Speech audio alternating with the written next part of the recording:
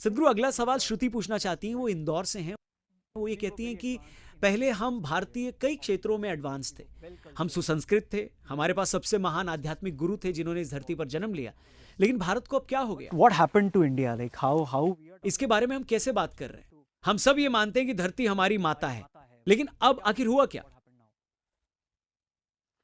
See, land that was a culture that evolved with the prime aspect being human consciousness. देखिए, ये धरती जो एक ऐसी संस्कृति थी जिसने मानव चेतना को मुख्य पहलू बनाकर विकास किया था, समय के साथ वो ज्यादा नैतिकवादी हो गई बजाय चेतन होने के। जब ये नैतिकवादी बन गई तो उन्होंने ये तय करना शुरू कर दिया कि क्या अच्छा है और क्या बुरा। तो एक चीज ये हुई कि हमने सोचा कि जीवन के सूक्ष्म पहलू क्या हैं। गणित, खगोल विज्ञान, संगीत में बहुत गहरी संलिप्तता।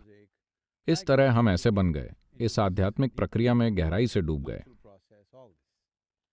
लेकिन हमने पर्याप्त योद्धा नहीं पैदा किए। तो जब हमलावर आए, वो हमले के इरादे से नहीं आए थे, वो सिर्फ लुटेरे थे। वो बस लूटना, बलात्कार करना और भागना चाहते थे, यही उनका तरीका है। लेकिन जब उन्होंने देखा कि लोग इतने ज्यादा सीधे हैं, तो लुटेरे राजा बन गए।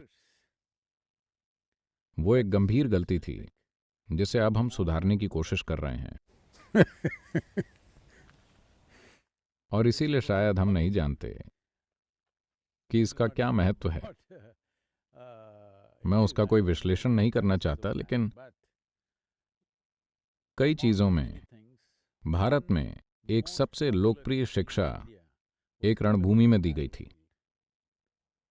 एक ऐसे इंसान जो एक योद्धा के गुरु हैं और उन्हें एक दिव्य जीव के रूप में भी देखा जाता है, वो उसे लड़ने के लिए प्रेरित कर रहे हैं, क्योंकि यही समस्या है। अपनी ही नैतिक बकवास में उलझे हुए वो नहीं करेंगे जो उन्हें उस समय करना चाहिए। अगर आप अपनी जमीन, अपनी स्त्रियों, अपने बच्चों, अपनी संस्कृति, अपनी दौलत को नहीं बचा सकते, तो आप पुरुष ही नहीं हैं। इसका यही अर्थ होगा। तो ऐसा नहीं है कि हर कोई लड़ाई करे, लेकिन योद्धाओं का एक समूह होना चाहिए, लड़ाई छेड़ने के लिए नहीं, लेकिन अगर जरूरत हो तो उन चीजों की रक्षा करने के लिए जो आपके लिए कीमती हैं। अब अगर मैं कुछ कहूं तो अरे ये कैसे आध्यात्मिक गुरु हैं, क्योंकि आध्यात्मिक गुरु को बस अपने चेहरे पर कब्ज जैसा भाव लेकर बैठना होता है। आप ऐसा कर सकते हैं। हम जानते हैं कि अतीत में हमारे साथ कैसी भयानक चीजें हुई हैं। आज आप और मैं ये बात कर रहे हैं क्योंकि कई सारे, करीब 10 लाख महिलाएं और पुरुष इस देश की सीमा पर डटे हुए हैं, ताकि आप और मैं यहां चल सकें, जीवन के दूसरे पहलुओं के बारे में बात कर सकें।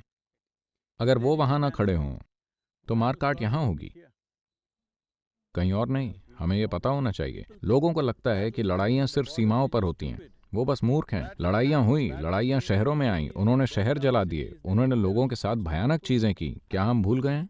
दुर्भाग्य से ज्यादातर लोग भूल गए हैं।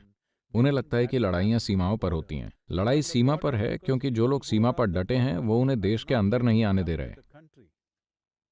ये उनके समर्पण, उनकी लगन, उनके त्याग के कारण है कि हम यहाँ बात कर रहे हैं। हमें ये कभी नहीं भूलना चाहिए। इस तरह के सवाल इसलिए आते हैं क्योंकि इन दिनों युवाओं को बहुत कम उम्र से ही स्कूलों में इस बात की ट्रेनिंग मिलती है कि वो कितना कमा सकते हैं, वो किस तरह के कपड़े पहन सकते हैं, वो क्या बकवास कर सकते हैं, बस यही सब।